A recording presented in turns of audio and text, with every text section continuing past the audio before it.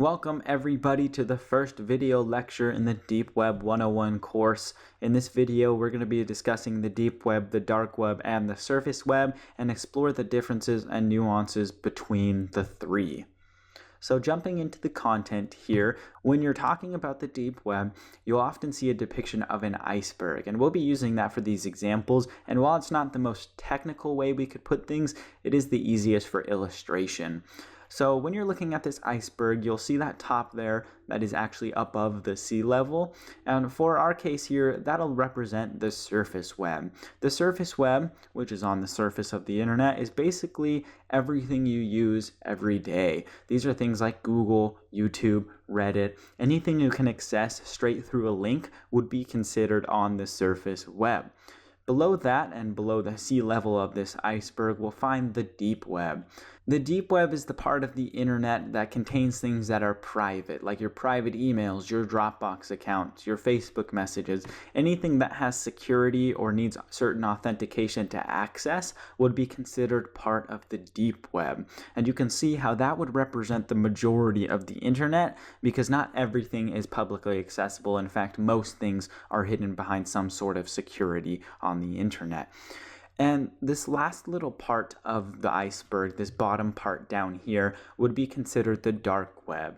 And it's important to note that to get to this part of the iceberg, you're going to need special tools to access it. You couldn't just access it with a computer with normal web browsers on it. And what you would find on this dark web is things that are purposefully hidden. These could be things like marketplaces, Tor sites, hidden services, anything that's hidden on purpose and not just hidden because there's security in the way. So we talked about how you need special tools, and you're probably wondering what those special tools exactly are. But before we dive into that, it's important to note that this course will be focusing on that dark web area. We don't really teach you how to find stuff on the deep web like public records or court records, which is all considered the deep web. We're going to be focusing on that hidden part, that part that actually requires those special tools to access. So taking a look at what exactly you need to access this part of the web, let's first take a look at what you need to just access the normal surface web. To do that, all you would really need is a computer and a web browser, which if you're watching this video, you most likely already have. This can be any web browser like Google Chrome, Mozilla Firefox, and nothing special there. But when you're accessing the deep web, it's actually the same story. Some people think this is where you would need something special, but you just need the same tools as you would use for the surface web. All you would need extra is the passwords or authentication to get into those private links on the deep web. But then we get to the dark web, which is a little bit of a different story. First, of course, you will still need a computer to access it, but instead of a normal web browser, you'll need something called the Tor web browser. On top of that, if you want to actually purchase anything on the dark web, you'll need to know how to use Bitcoin and how to purchase it anonymously. And if you want to be as secure as possible, you'll want to be familiar with the Tails operating system and be able to use and navigate that.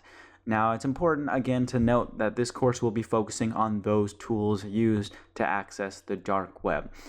Even though the dark web is quite often called the deep web, technically it is the dark web, and that's what we'll be focusing on in this course and the other courses on Deep Web Academy. So now that we know what we need to access it, let's take a look at the whole internet and each of these different webs in terms of the size of the internet. So when we take a look at just a simple pie chart of representing each of these sections, you'll see that the deep web takes up the majority of the internet. The surface web still contains a lot of information, and the dark web is the smallest portion. In size comparison, the deep web actually takes up 98% of the entire internet, the surface web coming in just under 2%, and the dark web coming in closer to 0.03%.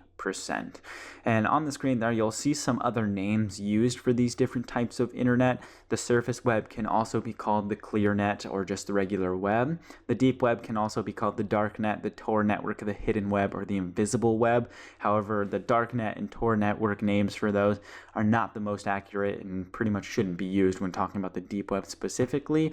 And then you have the bottom area there, which is the dark web, which can also be called Tor hidden services, the dark net, the Tor network, or even the deep web. So that's kind of a brief overview of the differences between the three. Hopefully this video gave you a better understanding of what each one is, and if you didn't know already, what we'll be focusing on in this course.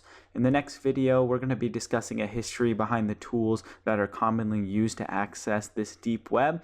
And then later on, we'll go into more specifics of those tools before actually getting hands-on with accessing the deep web.